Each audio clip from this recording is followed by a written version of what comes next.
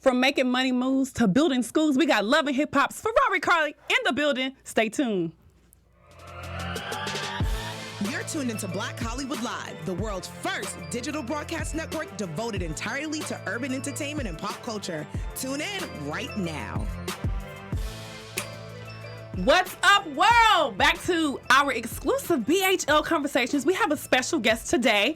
Listen, y'all, she's a certified sexologist. She's an actress, serial entrepreneur, philanthropist, and she's a doctorate to be. Give it up right now for Mrs. Karlie Redd. Oh my gosh, who's that girl? This She's is amazing. Who's that girl? Okay, look, let me not start. That girl is amazing. That's you. That be me. I am her. Yes. So me. we all know you from Love and Hip Hop, but let us know, who is Karlie Redd? Like, how did you get started in this industry? Well, okay, you ready for this? I'm ready for it. No, I'm just kidding. All right, so my mom, someone saw her on the train, and she was the owner of big, huge modeling agency, and she gave my mom a card. That's exactly how it started. She gave my mom a card and said, "I need you to bring your daughter into my office," and she just so happened to be the owner for it. Wow. Went to the office, and next thing you know, she kept casting me for a whole bunch of stuff, and I would get it. Fruit Roll-Ups commercials, Levi's commercials. I was the first little black girl to do this. Franco Spaghetti-O. Yeah, that was me. Mm-hmm. That's super cool. So, like, you know, being a child star is very different, right? Because I feel like you have a different mindset, like, whenever you look into the world. Because it's not just, you know, like a regular child. Like, now you have all eyes on you. There's so much pressure. Was there any, like, one time as a child where you were kind of maybe kind of felt like you wanted to be more of a child than being, like, an actress or being in the entertainment industry? No, I come from a very strict background. So my mom, like, I couldn't do what the other kids did. I had to, I went to the home school of the arts. You know, I couldn't do what the kids did, like go outside and play and you know, I couldn't, no. So you were focused, like, at the beginning. She had me, like, in violin school and dance classes and all that stuff. When I wasn't doing that, I was in regular school, or I was in church. My uncle owns a church in New York, so I was in church. Yeah, I had to go do the church services, everything. Yeah, I was on clockwork, like, for my mom. Like, so that foundation. If I, like, one day, true story. So one day I decided to not go to my uncle's house and not go to homeschool the arts after school, because I had to be there after school at a certain time for my class. And I decided to go with my friend's house because they had fried chicken. Oh, yeah. I wanted some fried chicken. So I went over there, and my girlfriend at the time, she went to my school. I went to a Catholic school, by the way. And so she went to my school, and I was like, oh, yeah. She's like, yeah, my mom's cooking fried chicken. Come over. So I was like, all right, I'm going to come over. And we were all there. And she was like, yeah, my mom left. I'm going to sneak some boys over, whatever. Okay, so we snuck the boys over, whatever. And we was all sitting there eating fried chicken as kids. Anyway, all of a sudden, you had a knock on the door. And my friend went to answer it. And she was like, your mom's here? I'm like, how she even know I was here? Her mom tattletailed and told my mom that I was, yeah. My mom literally, so my mom waited. We walked out the building, and she literally took a branch off the tree, and she beat me all the way home. And I was running down the street. My mom was running after me. True story. Wow. All the way So home. how did that experience shape you into understanding that you were destined for greatness? Because clearly, you know, like, when mama's with you like that's like, she trying to make sure you stay in line. Yeah, no, she made sure I stayed in line. Yeah, no, I couldn't. The things that these new millenniums, the way they talk to their mom, shit, my mom would took one of these things. She has a boomerang effect with anything in my house. Bing, bing, like, hit me, and then it come back to her. Yeah, I don't play with my mother. Listen, I'm still scared of her to this day. I don't play with my mom either. You can't play with mothers. But another thing I wanted to ask you is, of course, we talked about how you got started, but how did you get into music? Not a lot of people know, but, you know, Karlie Redd had music before Love and Hip Hop. Yeah, I did. So I was always doing, I'm from Trinidad, and I was always doing Caribbean music. My family does Caribbean music. I come from a background of music in my family, a Caribbean music, though. So I was always, like I said, I was always doing reggae and soca and everything. And one day I said, you know what, I'm going to buy a studio so I can create my own music. And I bought a studio in L.A. That's after I moved to L.A. I bought a studio, and I was just doing my own music. I was doing my own thing. Wow. So how did we get to the Love and Hip Hop? Well, after I started doing my music career, and I've always been modeling. I've done a couple of videos. That's what videos was making money. Girl. Oh yeah, I know the video vixens. Yeah, that's what we was making money in. And I was doing commercials. I was a face of Dark and Lovely at one time. So many different commercials and music videos, and I still stayed in the industry. And then one day I got a call from Brian Jones, and he was like, "Hey, I want you to come to Atlanta to interview for Love and Hip Hop." And I'm like, "Oh, I love that show. I love that show. Oh my gosh, that's like I love that show. That's my show." It was, at that time, was the Love and Hip Hop New York. Right. And With Chrissy. Yeah. And Atlanta didn't come on yet, but I was like tuned in. Mind you, I had already did,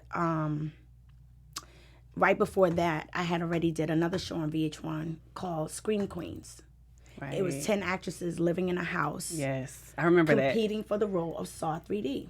So I had literally just did Scream Queens, and I was like, yeah, I could do another reality show. I just did Scream Queens. My Scream Queens, girl. Crazy. It was scary. It was the worst. That was the worst experience of my life. Why? Every day, first of all, we lived on the Universal parking lot. We lived on the Universal lot, but we didn't know this. We didn't know that we were sleeping in everything. Everything was fake. The table was fake. Everything, our whole room, everything was fake. We didn't even have a real pool. Oh wow. It was all fake, but we thought it was real. It was real because production. That's Universal Studios. Yeah, Productions is a motherfucker. Right. So, but every day that we woke up, like I slept in a bed of ants. What? What else? The day that I got cut was the day that I had to eat maggots.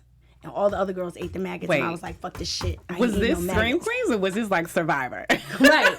No, it was Scream Queens. They felt like if you're competing for the role of Saw 3D, you have to do things that Saw would do. Yeah. In the movie that you would do, And oh my gosh, like I was supposed to, the day I got cut, here was the thing. So you're the director, right? And you're going to tell me action, right? So the maggots is supposed to, here's the dead guy. The dead guy's right here. And the maggots is supposed to fall out the ceiling and drop on me, right? And I'm supposed to go, ah! You see that? Ah! You get that? Right, I get that part. And the maggot's supposed to fall in my mouth, right? Oh, no. Ah! Right? And that was the scene. So, action. Ah! Right? You gotta say action. Oh, I'm sorry. Okay, action. Oh! And they was like, no, cut. Do it again. Action. Oh! They was like, wait a minute. You're supposed to keep your hands to your side. But you can't, because it's an actually scary moment. So how can you pretend it's scary when it's actually scary? Yeah, because if maggots was falling on you, right? And you looked up and you said, would you really do that? No, I would be running. I wouldn't.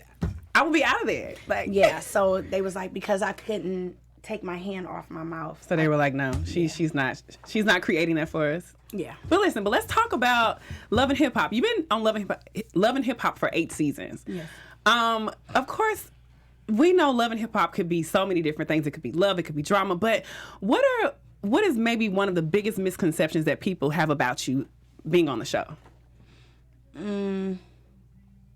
Because we see Karlie Redd on the show, but what do you feel maybe that fans feel like, oh, this is Karlie, but that's not who she really is? A lot. Okay, so I'll just tell you what fans say to me when they come up to me. How about that? Because then I could just go up off of that, right? So they say, you're a really sweet person. Oh my gosh, I didn't know you were so sweet. You seem so mean. And I'm like, no, I give my last to anyone. And they say, oh, you're not messy. I'm like, no, I just keep it real. I just tell it what it is. You know what I mean? I don't care. I just fucking say what the fuck I gotta say. Right. What else? Some of the misconceptions. That I'm mean.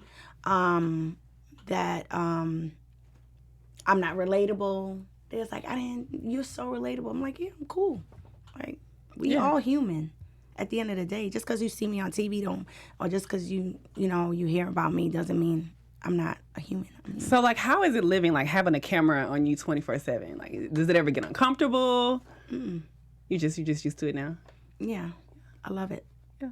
Which is, I mean, of course you're comfortable because we know that, you do a lot of acting, which you played the role of Paige Morris in Saint and Sinners. Yeah. And you did this amazing scene that I love, like where you were crying, you were in the wheelchair, when, they had you in the hospital. Oh, for real? You Tell like that me- scene? Yes, I loved it. Because, I mean, real acting, like, people think that acting is acting, and acting is not acting. Acting is really about being believable. And I have to commend you for, playing that role and just being able to get into character. But what are some of the things that, Karlie actually tapped into to be able to pull Paige out? So, well, at that present time or whatever, I really just like stayed asleep the whole day in the room. Mm-hmm. When everybody went to lunch, I just stayed asleep in the room the whole time.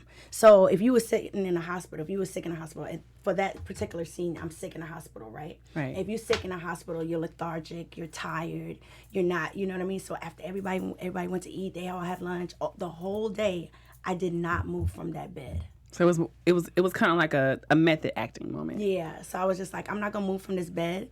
I'm just gonna just sleep here. And then when they were ready, it was like, okay, I'm tired. I don't feel good. My neck hurt.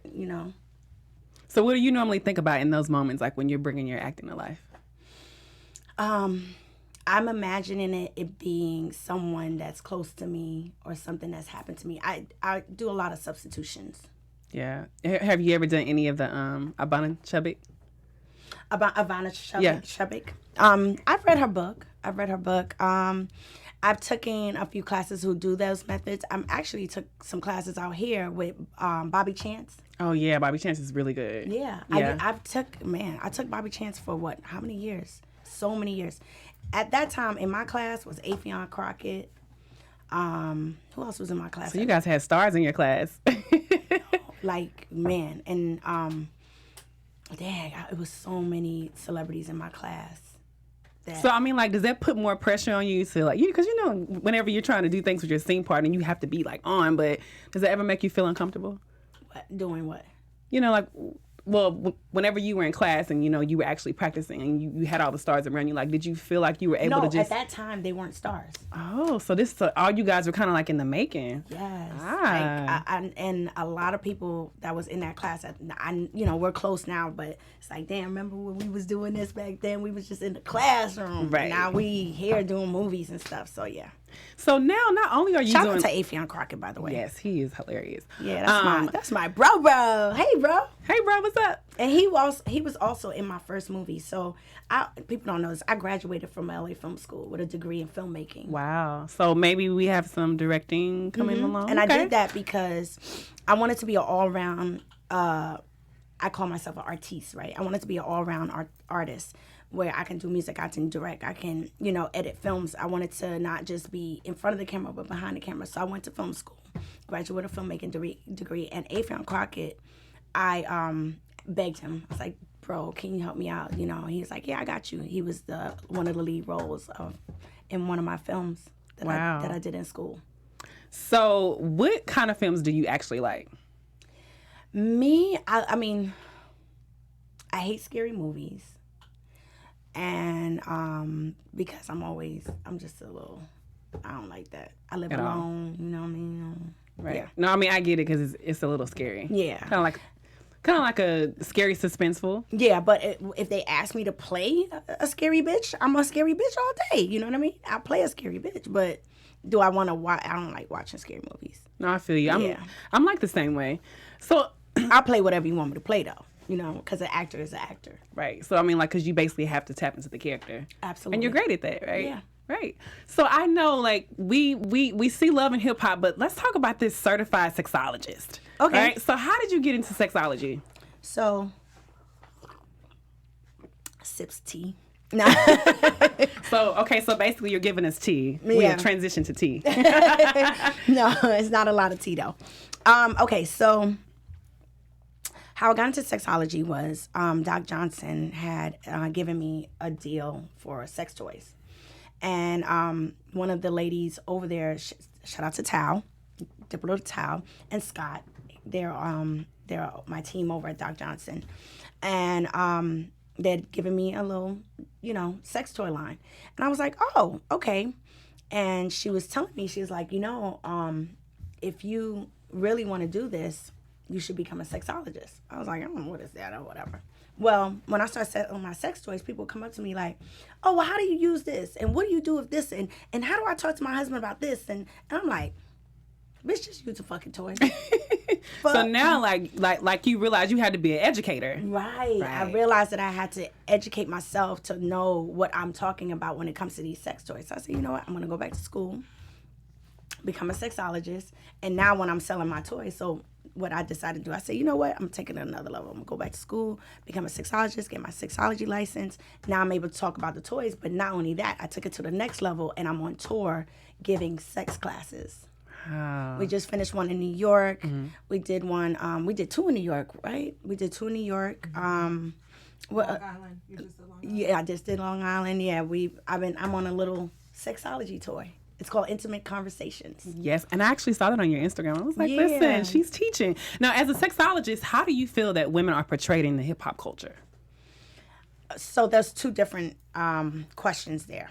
As a sexologist, how a woman portrayed in the hip hop culture, or as just a person in general?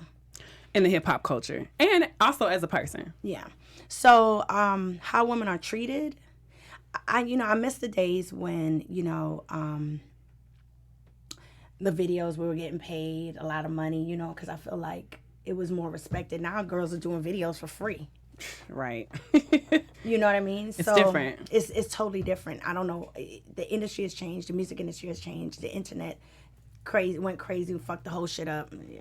Yeah. So do I like how women are portrayed in the hip hop culture? No, I don't. So how do you think that you as a sexologist can change that? As a sexologist, how I can change that?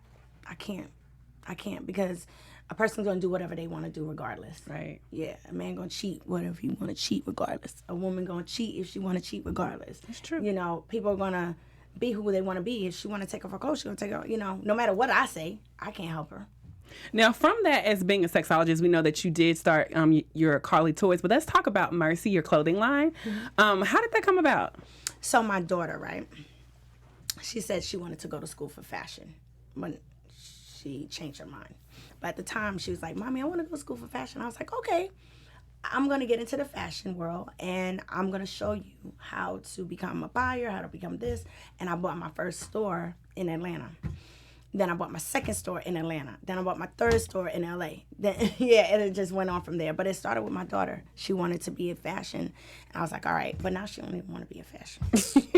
But listen, it actually opened up a lot of different opportunities. Because I feel like sometimes a person's always looking for that one door. And I feel like when you get that one door, all these other things have opened up, So you got your clothing line, you got your sex toy line, and we also have your book entitled Even Exchange. Tell us a little bit about why you decided to do that one. So, Even Exchange was written while I was in college.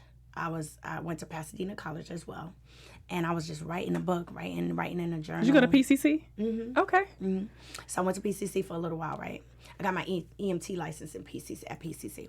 So, I was just writing a journal, always writing about things that I was going through with men.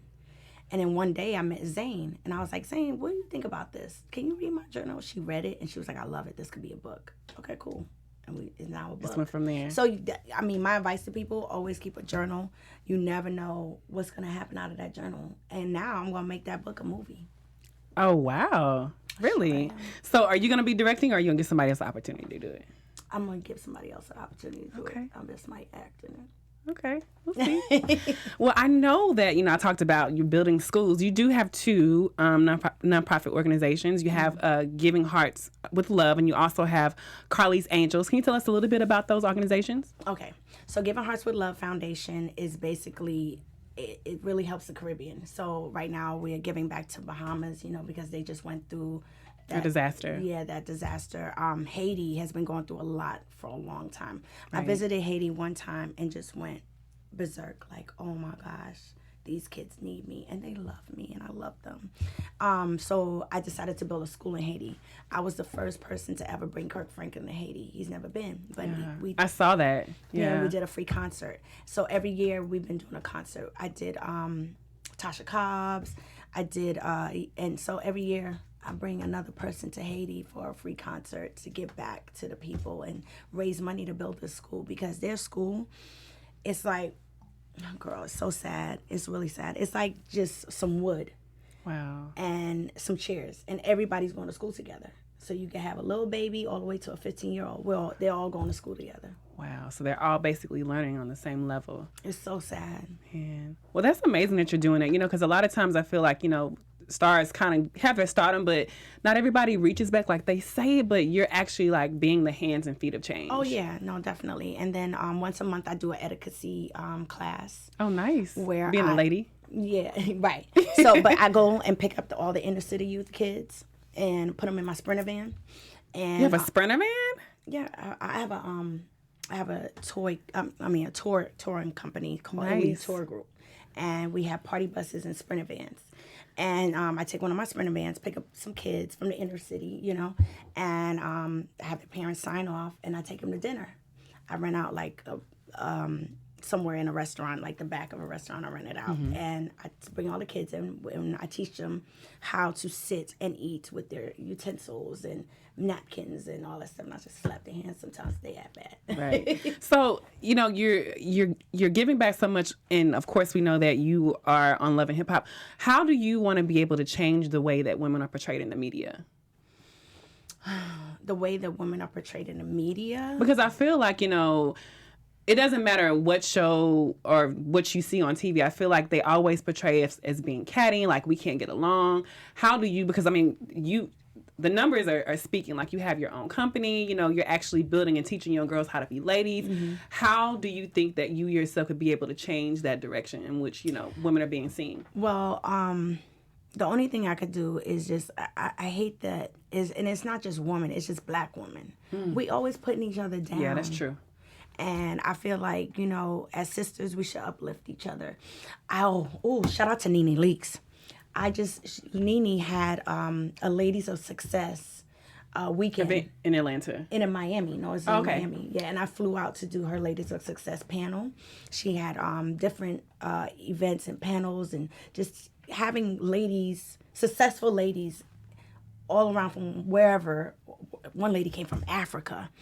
And I think if we do many of those, a lot of those Lady of Success things, that we can probably try to change the thinking of some of these ladies. Like, you don't have to hate on each other. Right. And I met so many smart, intelligent, oh my God, beautiful, successful, just, oh my goodness, ladies for that weekend. Oh my gosh. For one day I met so many and just wanted to help each other out. And I think that's what it should, and they were all black, by the way. Right. And I think that's what it should be. It should be where, let's, instead of being on the internet talking shit about each other, you don't know me. You don't know me.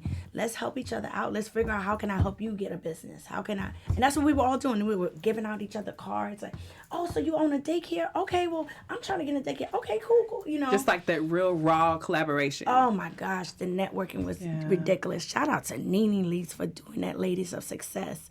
That was amazing. That was really, really nice of her to put that together. Yeah, that's amazing. Like, when you see women coming together, especially, they try to put stereotypes on us, but there are actually some great, amazing things that are actually happening amongst us as women, and also as black women as well. So I think that's what we can do to change.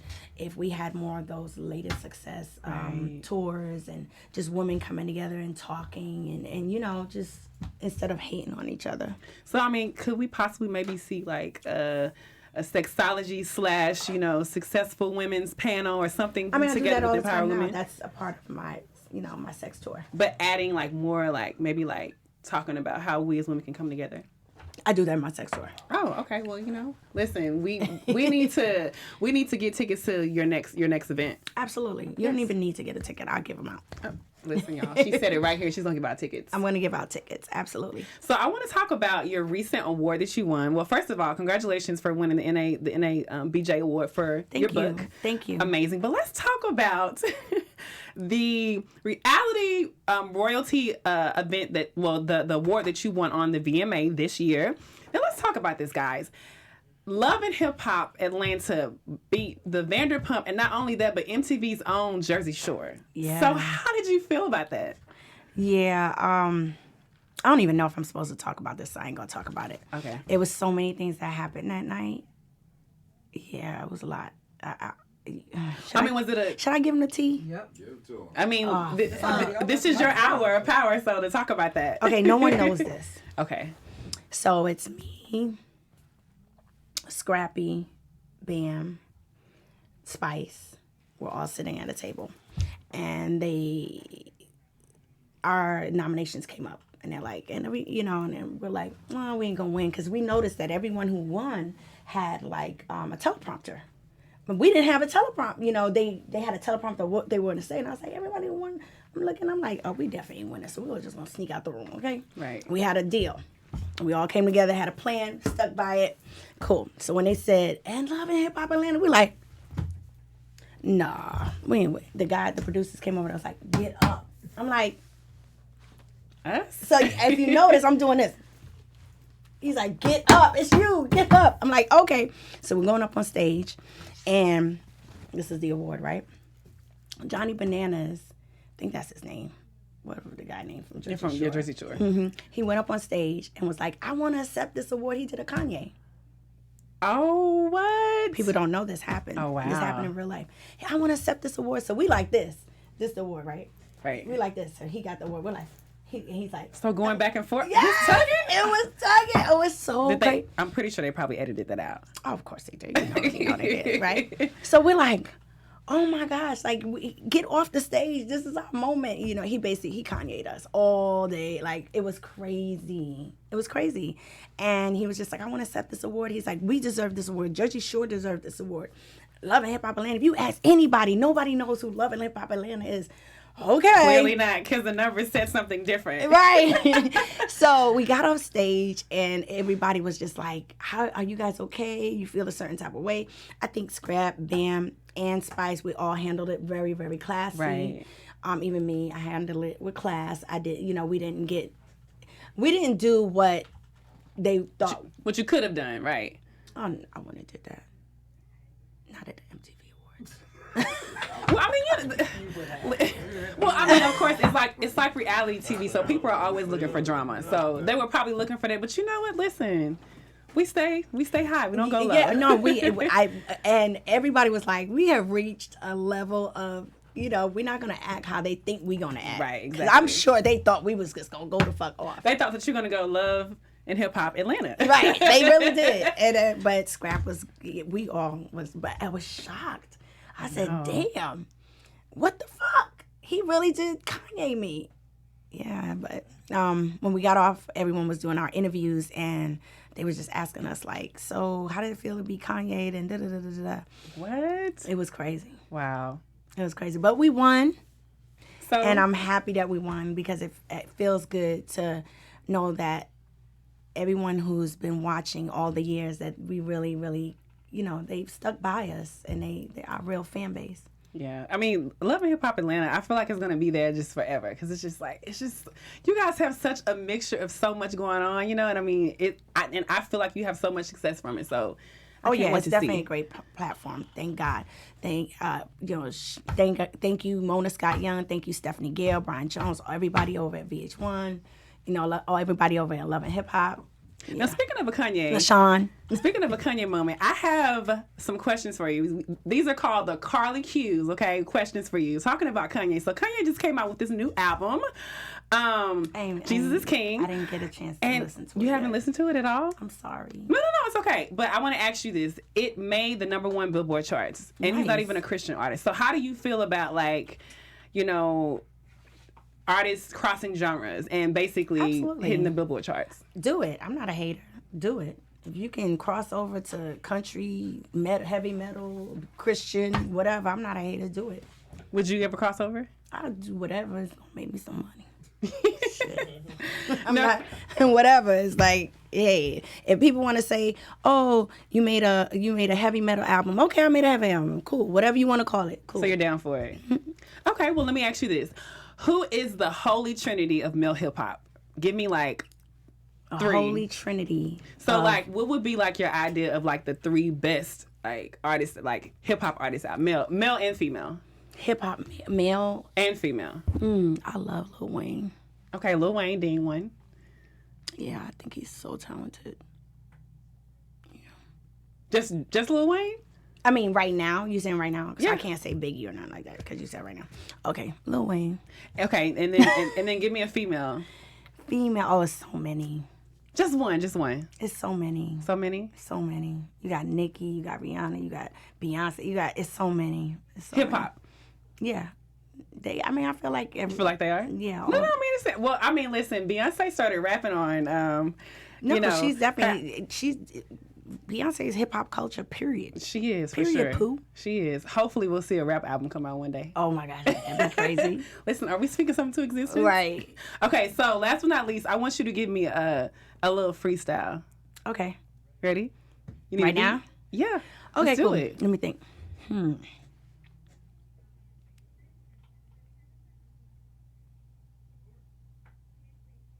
Me have a man that asks who that when the sun club on the blue rock. Some freaky girl to tell me how much of them want you that. Someone question where my boo at, but the question is me do that. Karlie now make a boy point and say him screw that. True that? Me never been a HOE. Never been the one fit borrow no girl car key. If I'm flossing, I do that thoroughly. Cause I don't need no man who regularly bother me. Yes, I love it. Yes. Karlie, listen, I have to say you are absolutely amazing. I love everything that you're doing. you. I mean, you are a serious entrepreneur. You're getting your doctorate degree. Yeah, I'm going back to school to, it's gonna take me a minute, but yeah. So what are you getting it in? What am I getting in? Yeah. Sexology.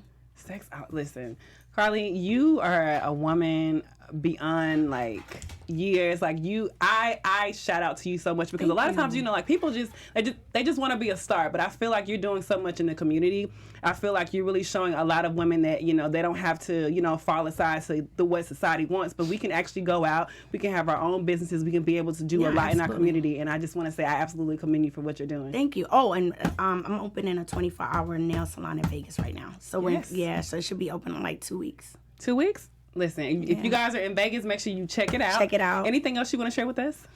What else am I doing? So much. Girl, the 24-hour nail salon, I have my stores, the book, the Sexology, the sex toy line. It's just so much, girl. But I'm making it happen. You are making it happen. You're making money moves and building schools. Yeah, I'm trying, girl. You gotta, you gotta do what you gotta do. You gotta do the platform. Well, Miss Karlie, where can we find you? Everywhere. I am Karlie Redd on Instagram. And Facebook, Karlie Redd something. Twitter, Karlie Redd. Everything's Karlie Redd. So at Karlie Redd everything? Mm-hmm. And my stores. At Shop Mercy U. Yeah, at Shop Mercy U. That's my store. So if you guys hit me up, if you're listening to this and you hit me up, I will definitely give you guys some lip glosses. So if somebody hits me up on the Shop Mercy, you follow the Shop Mercy. So we're going to do a little contest. Okay.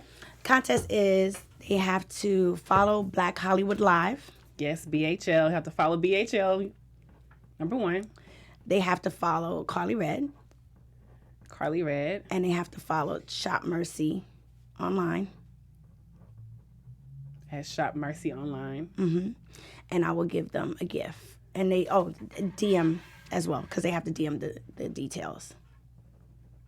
So, giving you guys a download, you have to follow BHL, you have to follow at Karlie Redd, and also her clothing line at Shop. In order to get the gift. So it's at Shop Mercy. Mercy online. MERCI online. Got it. So listen, guys, we're not only giving you Karlie Redd, but she's also giving you an opportunity to be able to get this contest. So I'll send you a gift. Gloss. I'll send you a little care package. It'll be lip glosses, a top, it's a little care package if they do what they said. Now let's do another one. Okay, she wants to do another one. We're gonna do another contest. Sex toys. Okay. They have to follow Karlie Redd. I am Karlie Redd. Karlie Redd. They have to follow Doc Johnson. At Doc Johnson. Mm-hmm. And Black Hollywood Live. And BHL. Listen, we have 2 contests and going we on. will give them a sex toy. Okay. Cool? Yes. So, but they have to DM. They also DM you as well. Yeah. Okay, guys. We're going to put it underneath at the bottom and at the description. And say that they listen to the interview. And you got to say that you listen. So Karlie Redd was in the building today. She gave us her story, everything you're doing. I want to commend you. I love everything that you're about, and I feel like you are a true woman's empowerment. So keep doing what you're doing. You guys stay tuned, and thank you for joining us. Ew. You can catch me also to Miss Neema Skye at every social media platform. So you guys Oh, the name of my nail salon is at Tipsy Nail Bar, Vegas. So at Tipsy Nail Bar, okay. What? He kept whispering to me, and I was like, I thought he was talking about the name of the Oh store. yeah, at Tipsy Nail Bar, Vegas. You gotta whisper better. Yeah. So at Tipsy Nail Bar, Vegas. Vegas. Yeah. So don't forget the contest. So we have 2 contests, guys, going on, and we also have her 24-hour nail shop, which we'll all put in the description. So you guys stay tuned.